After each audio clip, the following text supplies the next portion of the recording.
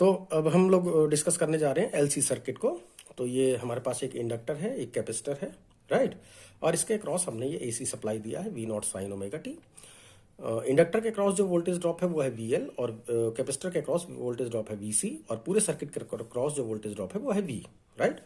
तो अगर हम फेजर यहाँ पे मैं आपको एक बार दोबारा से बता दूं कि pure L circuit, pure C circuit और एग्जिस्ट नहीं करता है, नेचर में एग्जिस्ट ही नहीं करता, ना तो प्योर एल सर्किट ना ही प्योर सी सर्किट, यानी कि ना तो इंडक्टिव सर्किट ना ही कैपेसिटिव सर्किट प्योर नहीं होता है कहीं में।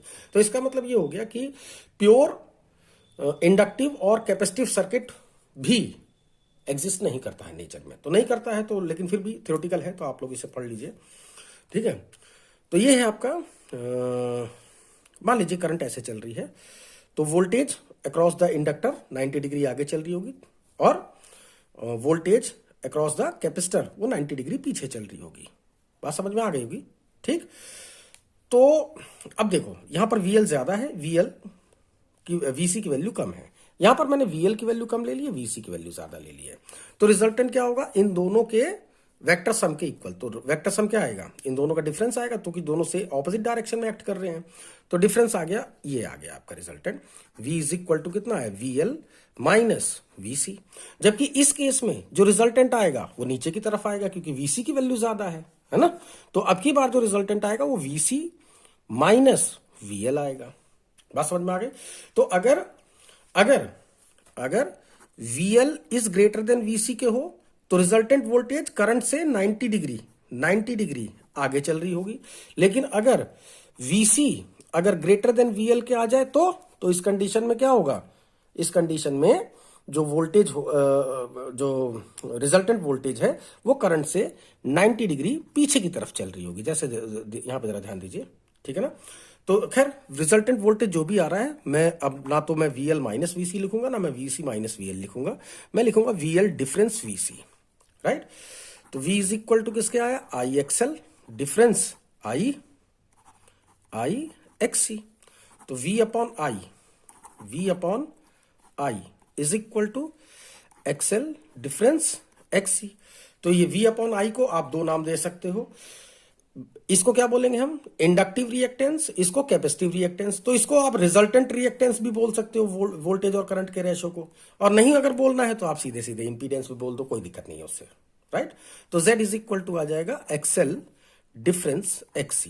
एक मैं यहां पे तीसरा केस लेना चाहूंगा आप लोगों के लिए। हाँ, अब रही बात उसकी कि दोनों के बीच का एंगल कितना है, तो रिजल्टेंट वोल्टेज और करंट ये 90 डिग्री पर ही आएंगे। वो अब या तो वोल्टेज लीड कर रही होगी या फिर वो लैग कर रही होगी 90 डिग्री से। वो तो डिपेंड कर रहा है कि दोनों में VL बड़ा है या फिर VC बड़ा है, राइट ना।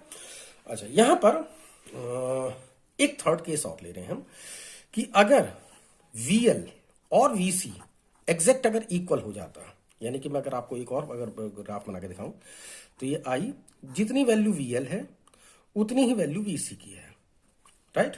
कितनी है, VC की। तो उस केस में रिजल्टेंट वोल्टेज कितना हो जाएगा, सर्किट के अक्रॉस जो रिजल्टेंट वोल्टेज हो जाएगा वो कितना हो जाएगा, वो 0 हो जाएगा, राइट ना। तो इसको हम बोलते हैं रेजोनेंस। ये रेजोनेंस की कंडीशन है।